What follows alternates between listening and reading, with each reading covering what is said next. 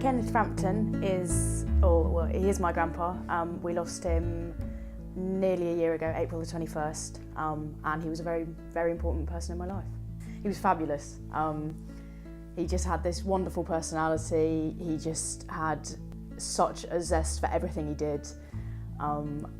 He was funny. He had no qualms about anything. He had a lot of pride. He was, even on a day like today or a summer's day, he'd still be in a suit. He'd wear a suit every single day with his tie.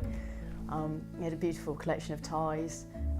Just everything about him was he just sort of shone grace and elegance, and he had a wicked sense of humour as well. Dad and Grandpa were really close, and they got banned from going gadget shopping after they went shopping for a TV, and Dad was going to buy a 32-inch and they came back with basically the Odeon, and apparently Grandpa had encouraged this purchase, and Mother was not best pleased because took up the family room, but so they were really close, and I remember Dad phoned me when they moved him here, and the difference in his voice, he'd been obviously sort of stressed and sort of upset and all that kind of stuff, and he phoned me and he was just like, "This place is wonderful." He was like, "It's so peaceful, Kate," and he was going on about the moat around the outside of the hospice, and how lovely everybody was and how much more peaceful Grandpa was. It gave Grandpa and our family what we needed at the time, which is obviously the most important thing.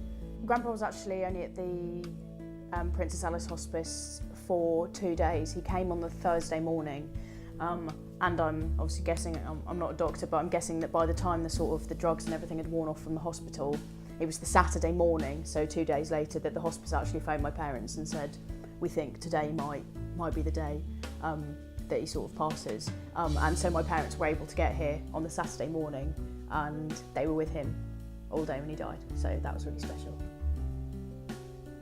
I remember when Dad phoned, I think it was the Friday, so he was still here on the Friday, and he'd said, we were in the room, and he'd stopped because he'd been pulling off his blankets and things in the hospital, obviously really agitated, and they'd said, and Dad said to us, said, his mum was in the room talking to him, and he rolled over and gave this apparently beautiful smile, and then sort of rolled back over and went to sleep. I'm running the London Marathon in memory of my wonderful grandpa, and I thought, if I'm going to run the marathon, I want to do it for something that means a lot to me, and this is where my parents were able to say goodbye, and it's where he was peaceful, and the hospice here gives you the opportunity to understand whatever disease it might be, and to have the support that your family needs, whether it be being able to sleep in the room with someone overnight,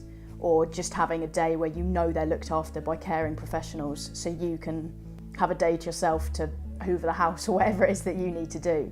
I always wanted to do something that was important to me, and I think that the end-of-life care that gets given, or not necessarily end-of-life, all the other care that the hospice does, whether be it physio, be it day, be it respite, be it anything like that, I think that sort of work goes so under the carpet, and people don't realise how much hard work that is, and what kind of services the place offers. And obviously without the support of patrons and donations, the hospice can't continue to provide that, and that would be terrible.